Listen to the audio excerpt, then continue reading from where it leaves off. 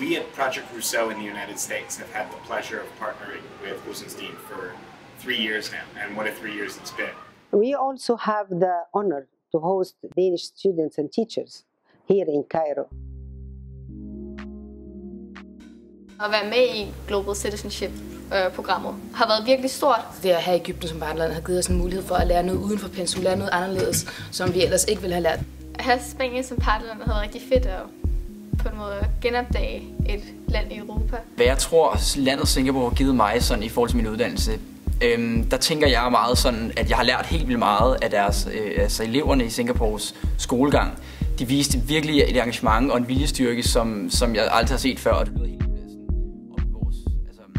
den viden, vi havde inden vi tog afsted, som vi har fået i form af undervisning på Rosenstein, har givet os helt vildt meget. Jeg synes kun, det har givet mening at tage til Canada, når jeg har engelsk og samfundsfag, naturgeografi og fransk, som ligesom er rimelig indbegrebet på, hvad man kan have om Canada. Det er fyldt rigtig godt i fagene. En mere målrettet fokus, som ligesom inkluderer alle fagene. Og især også, når man så kommer ned til ens destinationsland, så kan man lige pludselig se, hvor vigtigt det egentlig har været, at man har lært de her ting. Og man forstår lidt bedre deres samfundsstruktur, hvorfor ser det ud, som det gør. Og det synes jeg har været rigtig givende at have med. Ja, der var virkelig ingen, der støttede AKP. Ikke? Det havde vi så lært i vores forløb, at det var fordi, de alle sammen bor et andet sted, end der, hvor vi var. Vi kom med en interesse, som var blevet større af den undervisning, vi har fået. Det vi lærte, det kom til udtryk i det, vi så.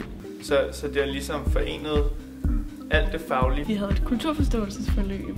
Vi havde nogle forventninger til, hvad det var, vi mødte, og at vi så lidt lettere kunne sådan se bort fra dem, og derfor sådan møde kulturen lidt mere åbent. Så det var rigtig godt med det der kulturspring.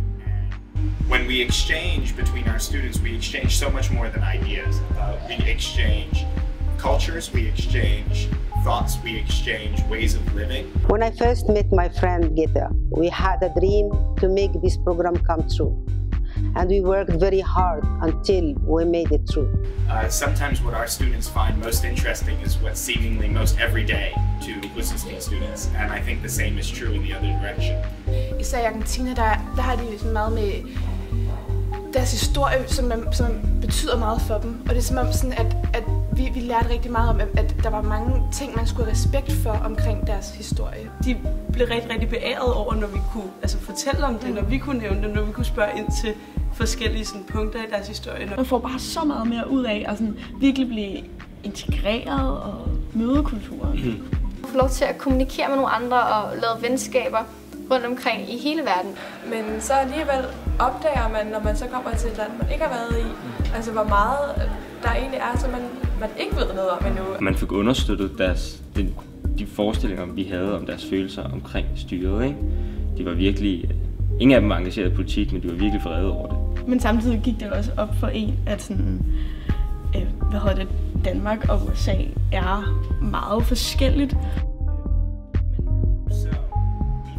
Global citizenship has to do with so much more beyond simply working together and seeing other cultures. It has to do with thinking critically about where we live, our role in the world, the way that we can work together across national boundaries and across cultural, ethnic, and religious boundaries. And our exchange with Rosenstein is the epitome of just that. They had opportunities to learn firsthand about the world in which we live, but also to learn more about themselves and the crucial role they will play in the increasingly globalized world. Jeg har lært enormt meget om mig selv og lært enormt meget om mine grænser. Jeg er kommet ud meget mere sådan, med meget mere mod på at besøge andre kulturer. Men fik ligesom kendskab til, at det ikke kun hvordan jeg ser på andre lande og andre folkefærd. Det er også hvordan de ser på mig.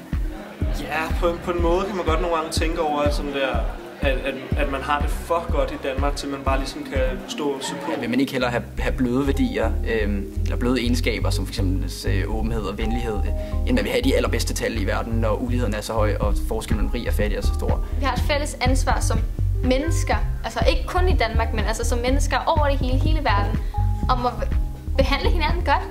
De fik et syn på os, som handlede om, at vi egentlig bare sådan, vi var lidt laid back og sådan noget, fordi vi betaler jo skat, og vi hjælper samfundet.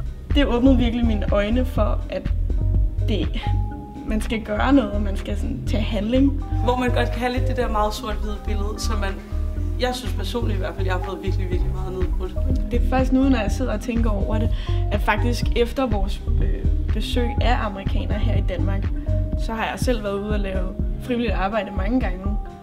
We have no other member of our extended Project Rousseau community that we value as much as we value all of our friends in Plusinski.